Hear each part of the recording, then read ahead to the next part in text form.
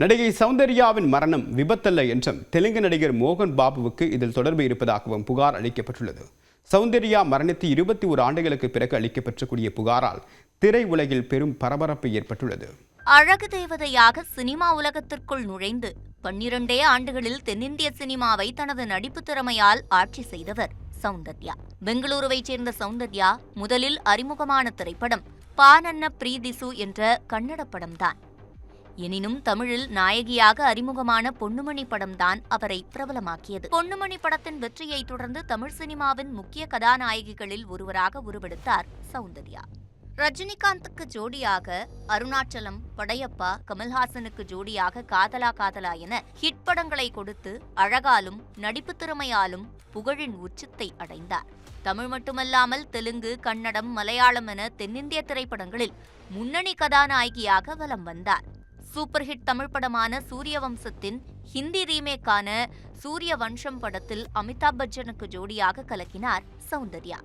ஒரு பிஸியான ஹீரோயினாக வலம் வந்த போதே 2003ஆம் ஆண்டு தனது உறவினரான ரகு என்பவரை கரம் பிடித்தார். சௌந்தர்யா கடைசியாக நடித்த படம் ஆப்தமித்ரா.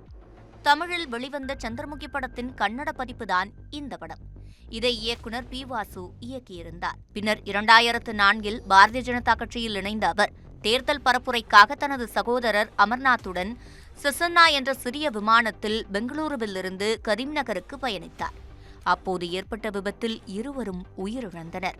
சௌந்தர்யா விபத்தில் சிக்கிய போது அவர் கர்ப்பமாக இருந்தார் என கூறப்பட்டது. செசன்னா விமானம் சிதறியதில் சௌந்தர்யாவின் உடல் கிடைக்கவில்லை. சௌந்தர்யா மரணமடைந்து 21 ஆண்டுகளான நிலையில் தற்போது பூதாகரமாக வெடித்துள்ளது ஒரு புகார். ஏற்கனவே மகனுடன் பொதுவெளியில் தகராறு, பத்திரிகையாளர்கள் மீது தாக்குதல் என சர்ச்சைகளில் சிக்கிய நடிகர் மோகன் பாபுதான் சௌந்தர்யாவின் மரணத்திற்கு காரணம் என பகீர் புகார் அளிக்கப்பட்டுள்ளது. தெலங்கானா மாநிலத்தின் கம்மம் மாவட்டத்தைச் சேர்ந்த சிட்டிமல்லு நடிகை சௌந்தர்யாவின் மரணம் விபத்தல்ல என்றும் ஜல்பள்ளி என்ற கிராமத்தில் உள்ள நிலத்தை மோகன் பாபு பெற நினைத்ததாகவும் குறிப்பிட்டுள்ளார். அந்த நிலத்தை சௌந்தர்யாவின் சகோதரர் அமர்நாத் விற்பனை செய்வதற்கு மறுப்பு தெரிவித்திருந்த நிலையில் அவரின் மரணத்திற்கு பிறகு அந்த நிலத்தை சட்டவிரோதமாக மோகன் பாபு ஆக்கிரமித்திருக்கிறார் எனவும் புகாரில் தெரிவித்துள்ளார்.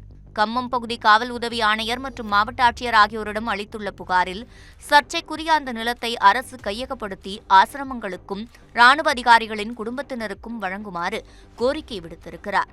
21 ஆண்டுகளுக்கு பிறகு நடிகை சௌந்தர்யாவின் மரணத்தில் சந்தேகம் இருப்பதாக புகார் அளிக்கப்பட்டுள்ளது தென்னிந்திய திரையுலகில் பெரும் பரபரப்பை ஏற்படுத்தியுள்ளது.